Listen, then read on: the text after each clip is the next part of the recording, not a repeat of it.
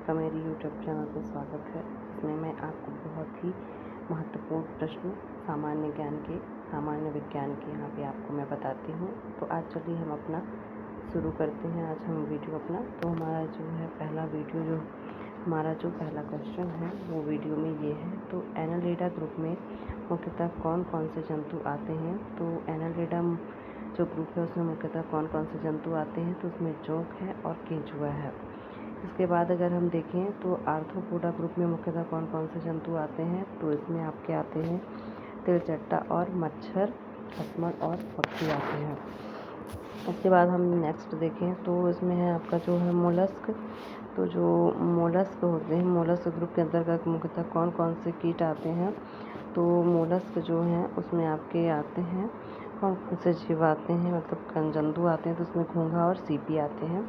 फिर आपका नेक्स्ट है इकाइनोडर्मेटा संघ के अंतर्गत मुख्यतः कौन कौन से जंतु आते हैं। तो इकाइनोडर्मेटा जो संघ है तो उसमें कौन कौन से आते हैं आपके तारा मछली और ब्रिटल स्टार आते हैं।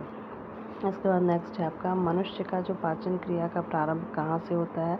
तो हम सभी जानते हैं मनुष्य की जो पाचन की क्रिया होती है वो कहाँ से प्रारंभ होती है, मुख से होती है। इसके बाद नेक्स्ट क्वेश्चन है हमारा शिराएँ द्वारा कौन सा रक्त प्रवाहित होता है। तो शिराओं के द्वारा हम सभी जानते हैं कि अशुद्ध रक्त जो है वो प्रवाहित होता है। इसके बाद है आपका धमनी द्वारा कौन सा रक्त प्रवाहित होता है। तो धमनी के द्वारा हमेशा शुद्ध रक्त प्रवाहित होता है। नेक्स्ट है कौन सा विटामिन जल में घुलनशील है। तो विटामिन बी और सी जो है वो क्या होते हैं आपके जल में घुलनशील होते हैं। नेक्स्ट आपका है सोडियम का कार्य क्या है। तो जो सोडियम का कार्य होता है यह रक्त दाब नियंत्रित करने में सहायक होता है तथा जल का जो संतुलन है वो बॉडी में बनाए रखता है। तो ये हो गया सोडियम के जो हैं वो कार्य हो गए। इसके बाद हम नेक्स्ट देखते हैं कुछ। तो उसमें आपका है नेक्स्ट आपका है पोटेशियम का कार्य क्या है। तो जिस प्रकार से हमने सोडियम का कार्य देखा था उस प्रकार से पोटेशियम का कार्य क्या है। तो पोटेशियम का कार्य है यह हृदय की धड़कन एवं नाड़ी संस्थान के कार्यों को क्या करता है, संचालित करता है।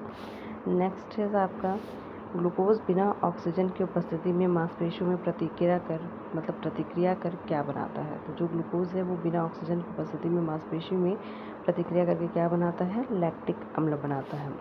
नेक्स्ट है आपका ग्लूकोज बिना ऑक्सीजन की उपस्थिति में बैक्टीरिया या ईस्ट से प्रतिक्रिया कर क्या बनाता है। तो हमने पहले क्या देखा था, मांसपेशियों से प्रतिक्रिया कर क्या बनाता है, तो लैक्टिक अम्ल बनाता है। और ये बिना ऑक्सीजन की उपस्थिति में अगर ये बैक्टीरिया या ईस्ट से प्रतिक्रिया करता है ग्लूकोज तो क्या बनता है आपका इथाइल एल्कोहल बनता है।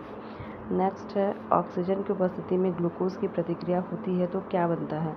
तो अगर ऑक्सीजन की उपस्थिति में ग्लूकोज की जो प्रतिक्रिया होती है तो क्या बनता है आपका कार्बन डाइऑक्साइड और जल का निर्माण होता है।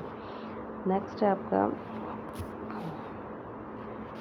नेक्स्ट फिर है आपका एनालिडा में उत्सर्जन उसके किस उत्सर्जी अंग के द्वारा होता है। तो एनालिडा में उत्सर्जन उसके किस अंग के द्वारा होता है, नेफ्रेटिया के द्वारा होता है। नेक्स्ट है आपका मूत्र का पीएच मान क्या होता है, यानी यूरिन का जो पीएच मान है वो कितना होता है आपका 6 होता है। तो ये किस नेचर का होता है, एसिडिक नेचर का होता है।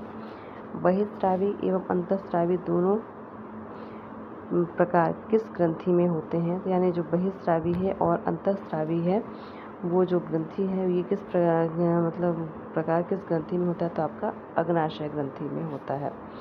इसके बाद नेक्स्ट है आपका पीयूष ग्रंथि या पिट्यूटरी ग्रंथि को किस नाम से जाना जाता है। यानी पीयूष ग्रंथि जो है उसको और भी किस नाम से जाना जाता है, तो आपको मास्टर ग्रंथि के रूप में जाना जाता है। ये हमेशा याद ध्यान में रखना है।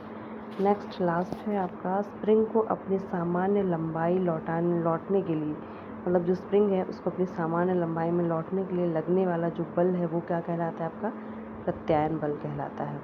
तो दोस्तों ये था बहुत ही इम्पोर्टेंट सामान्य विज्ञान से क्वेश्चन। आपको ये वीडियो कैसा लगा, अगर अच्छा लगा हो तो प्लीज़ लाइक करिए और चैनल को मेरे सब्सक्राइब करिए। Thank you.